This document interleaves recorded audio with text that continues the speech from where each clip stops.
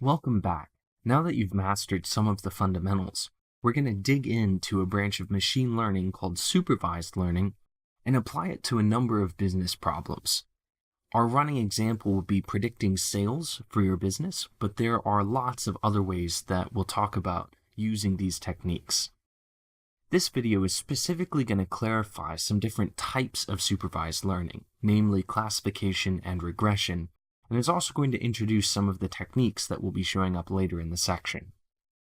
Supervised learning is called supervised learning because we have a source of data that gives us the ground truth for an answer when we take some input. What should the output be?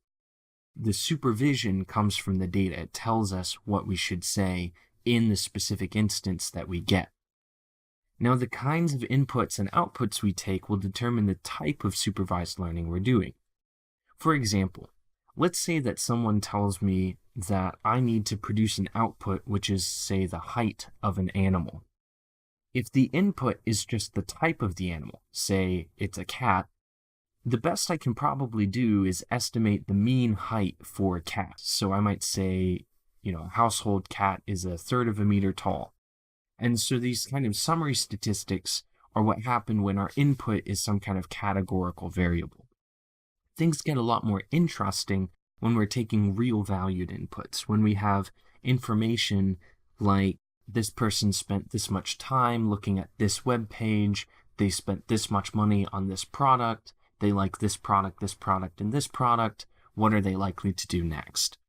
Those kinds of questions are things that we can address using more powerful techniques that leverage that breadth of data. Classification techniques are concerned with classifying or categorizing the inputs, so the output should be one of a set or some categorical output. Regression is concerned with producing a numerical output, something that has an order to it. So a classification problem might be, if someone visits my website and clicks on this page, are they going to buy something or aren't they? A regression problem would be, how much money will they spend? Because classification is concerned with producing categorical outputs, can leverage some specific assumptions about the structure of the problem. In particular, many classification algorithms are concerned with finding a decision boundary. This is something that separates the different categories in the input space. So if someone spends a certain amount of time on a web page, but it's not quite enough time, maybe there's a threshold, and after that amount of time, we expect something different. This has a lot of uses for businesses. Pretty much any time when you want to group or predict the behavior of customers in discrete categories, you'll be doing classification. For example, you might want to know whether a visitor will purchase a particular product. You might want to know whether or not a complaint email is high priority or low priority. You might want to know whether or not images or video are using products or intellectual property from your company. These are all classification problems. Some of them are yes/no answers, and others might be, it could be this thing, this thing, this thing, or none of them. Regression, on the other hand, is answering numerical questions. How many? How much? As you can imagine, this has a lot of uses in predicting the finances of your business. How much money will you make? How many customers will you get? How often will your customers visit? These are questions that you might try and answer with a regression algorithm. Regardless of whether you're doing classification or regression, supervised learning follows a very general pipeline. You want to get lots of input data with corresponding outputs, that is the ground truth or the right answers that you want your supervised learning algorithm to reproduce. You then use a supervised learning algorithm to find a model that fits the data. In other words, you're doing some kind of training so that the algorithm can build a statistical model of how the inputs are related to the outputs, and it can use that to predict then the outputs for new inputs. So step 2 is called training, and step 3 is called testing. There are lots of different techniques out there. Machine learning has decades of research behind it, and there are a large number of techniques that have been invented for dealing with different kinds of circumstances. The technique that you use might vary depending, for example, on whether or not the data has spatial properties. Are all of the dimensions the same? In just a second, we'll be looking at a technique that exploits spatial properties in data. For example, are they all measurements of time, or are they all measurements of money? Are they things that can be compared? If that is the case, then we can take advantage of that in learning a better model. Another thing to consider is how much data you have. There are some very powerful techniques that can learn any function at all, but they require a lot of data in order to guarantee that you're learning the right function and not just one that happens to get things right. Another way of thinking about this is that the technique may just be memorizing all of the input data, but then when it sees new inputs, it has no idea what to do. And if you don't have a lot of data, those kinds of techniques are likely to fail. The good news is, even if you don't know which technique is the best, you can try several of them.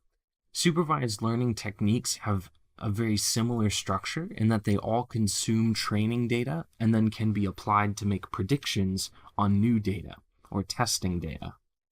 And because of that common interface, it's really easy to set up a supervised learning problem and then substitute multiple techniques and see which one is the most successful. Arguably, the most robust off-the-shelf technique for classification is the support vector machine. The premise behind the support vector machine is that it wants to find a decision boundary, something that separates inputs that belong to different classes, such that it maximizes the distance between known points and that decision boundary. In principle, this seems like a reasonable thing to do, especially when the data does have this kind of spatial property. And there are ways to make the decision boundaries very flexible. So they could be lines, but they could also be polynomials or other complicated curves. For regression, arguably the most powerful technique out there is the artificial neural network.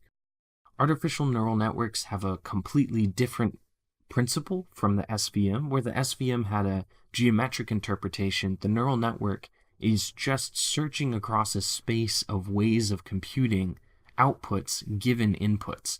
And they're trained by searching efficiently across that space using some calculus. That all happens behind the scenes on the machine. But the point is that the neural network can represent pretty much any function. And because of that power, you can almost always apply it to new problems, provided that you have enough data. Something to note is that you can treat classification problems like a special case of regression problems. In particular, if you ask the regression algorithm to output, say, a 0 when the answer should be no, and a 1 when the answer should be yes, and then you just pick the answer that its output is closest to, you can treat the outputs like a classification, even though the regression algorithm is outputting a number. This is a little bit messy when you have a lot of different categories, but it can be done, and it is frequently done, especially to use, say, neural networks for doing classification. Now we're going to look at how this looks like in practice. We're going to load a support vector machine model, we're going to train it on some data, and then we're going to do predictions. Okay, so the first thing is we're importing scikit-learn, which includes an implementation of the support vector machine. We're also going to load a datasets module that will help us to generate some easy training and testing data. The rest of the videos in this section will use some model data for an online bookstore, but for right now, we're just going to load some test data. We can specify the number of points that we want in this test data. In this case, we're going to use 300. And we can use this datasets.makeblobs command to create 3 different groups with 2 dimensions each of input data. And now we're going to do something interesting. Some of the data we're going to put in what we'll call the training set. We'll use it to train the model. And then to see how good the model is, we're going to use this testing set, which is going to be the other piece of the data. We'll come back to this idea in the next video, but for right now, we just have two different groups of data that are generated by the same process. So here we have a plot of the data, and they're colored by the group. So we have a kind of yellow blob over here, violet looking blob over here, and then some kind of bluish green over here on the far left. What's interesting is that the yellow and the purple blobs seem to overlap a little bit. Some of the points are very close together. Okay, so how does this work? This is actually a really short piece of code that has a lot of power. We create a model by instantiating a support vector machine. In this case, there's an SVC class. I believe that stands for Support Vector Classifier. We specify that it uses a radial basis function kernel. This just means that instead of using straight lines to divide everything, it first projects the data into a higher dimensional space and then uses straight lines to divide it, which creates different decision boundaries. Gamma is a parameter that controls how squiggly those decision boundaries are. And now we're going to train the data, or we're going to fit the model to the training data. We can predict the output of the model on the testing data. And now all I've done here is I've figured out which are the points that it gets wrong. This is a way of measuring accuracy. We plot those points, and we can see that out of all of these, it seems to have only gotten 2 points wrong. And these were on this boundary between the yellow points and the purple points, which is sort of what we would expect. Maybe those are the hardest points to get right. They may be too far into the other territory in order to get them perfectly correct. So that's really all there is. Supervised learning always has the structure. You load data, you train the model, and then you do prediction. In general, we won't be able to plot the data because it won't be just two-dimensional. It may be 100-dimensional, in which case plotting it really won't tell you much. But what we can do is measure its accuracy, and this is something that we'll use as a tool in the later videos.